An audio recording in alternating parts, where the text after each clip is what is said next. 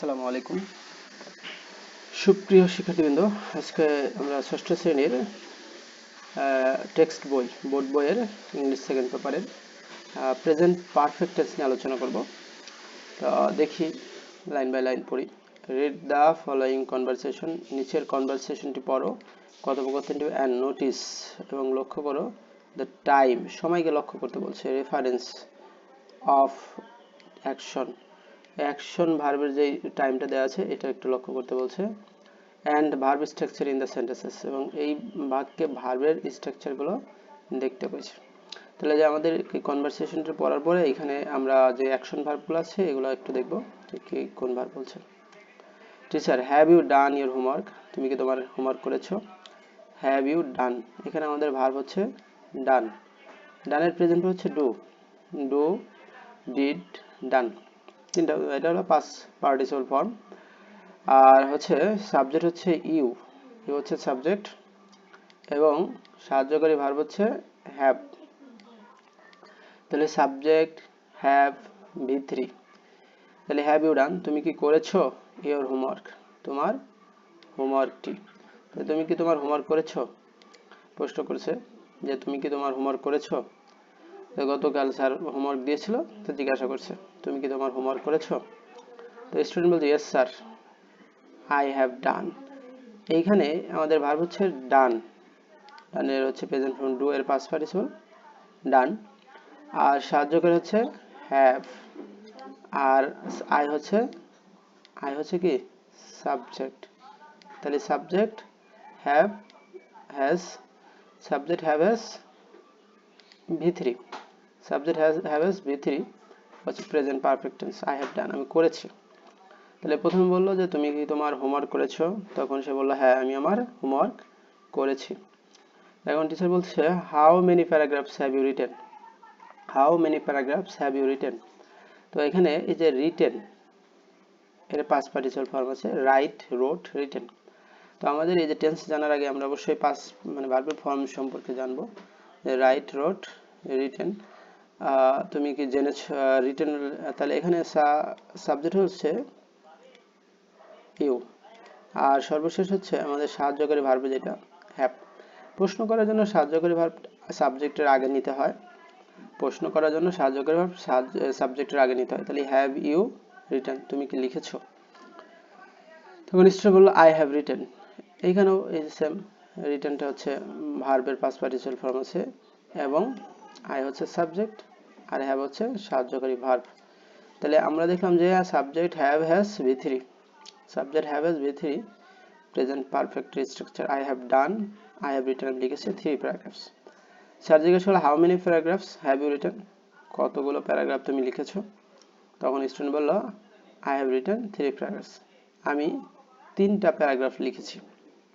Teacher বললো have you brought your work, have you brought your work.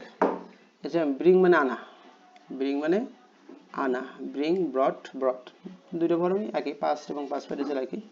তাহলে have you ব্রট, have হচ্ছে সাহায্যকারী verb, আর Yuta হচ্ছে subject. তাহলে সাবজেক্ট তারপরে হ্যাভ তারপরে V3। প্রশ্ন করার জন্য সাহায্যকারী ভার্বকে আগে নিতে হয় সাবজেক্টের। তাহলে হ্যাভ ইউ ব্রট, তুমি কি এনেছো ইওর ওয়ার্ক, তোমার কাজ কি তুমি এনেছো। তখন স্টুডেন্ট বলে yes I have ব্রট my work. তাহলে ইয়েস আই হ্যাভ, তার মানে ইয়েস আই হ্যাভ ব্রট, এই কথাটা কিন্তু বলছে যে হ্যাঁ আমি এনেছি। তো পরবর্তীতে বলছে নোটিস দ্যাট, লক্ষ্য করো, notice that is verb in the dialogue, যে ডায়লগের প্রত্যেকটা verb mention a complete action, তার একটা কমপ্লিট অ্যাকশনকে মেনশন করে। দ্য অ্যাকশন, এই অ্যাকশনটা, এই কাজটা, যে কমপ্লিট অ্যাকশনকে মেনশন করছে, এই কাজটা ইজ ওভার, কাজটা কিন্তু শেষ হয়েছে।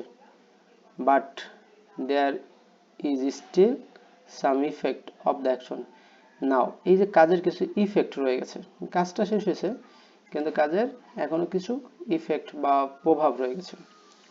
This are examples of present perfect tense, এগুলো প্রেজেন্ট পারফেক্ট টেন্সের example.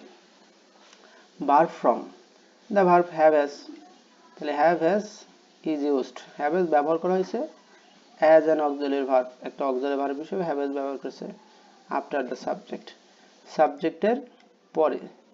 And then the past participle form of main verb, main ভার্বের পাস্ট পার্টিসিপল কি ইজ গিভেন দেওয়া হয়েছে।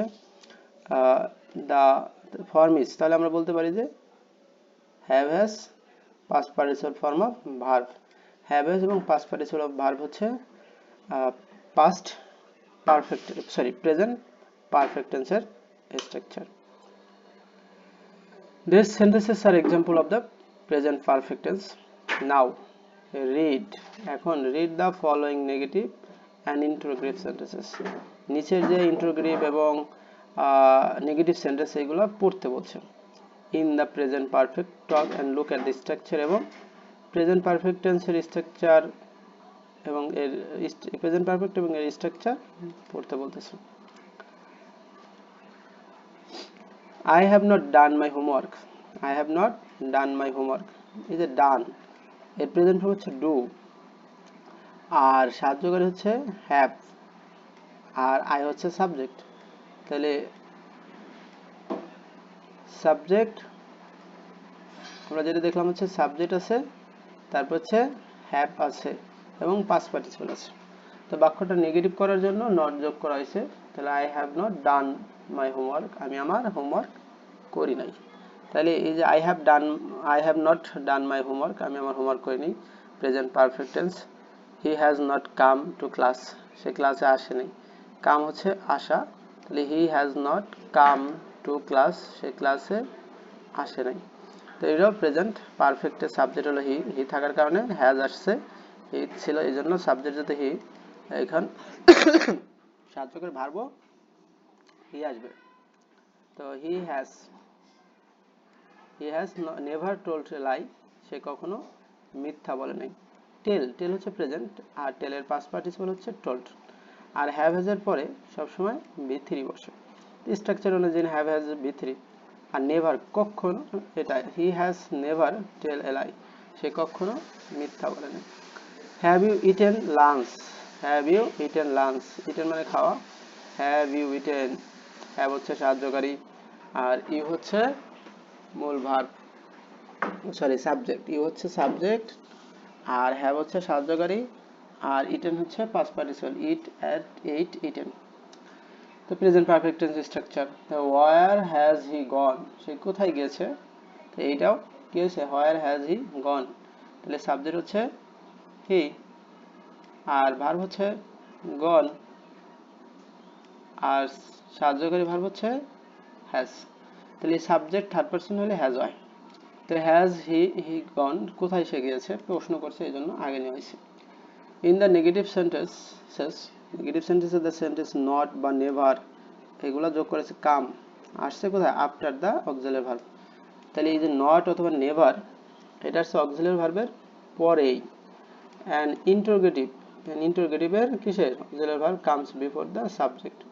তাহলে আমরা যে দেখলাম নেগেটিভে এই নট বা নেভার আসছে অক্সিলারি ভার্বের পর, কিন্তু ইন্টারোগেটিভ সেন্টেন্সে সাবজেক্টের পূর্বে গেছে এগুলা। আচ্ছা, যাই হোক, এখন আমরা একটু দেখব হচ্ছে make correct sentences in present perfect using ওয়ার্ডস। এখানে ভুলভাল আছে, তোমরা সঠিক করতে হবে, যে কারেক্ট সেন্টেন্স করতে হবে, সঠিক সেন্টেন্সে পরিণত করতে হবে। উই স্টার্ট আওয়ার জার্নি, তাহলে এখানে তো make correct sentence in present perfect tense, present perfect tense, তো এটা তো প্রেজেন্ট পারফেক্ট স্ট্রাকচার ছিল, যে হ্যাভ হ্যাজ দিতে হবে।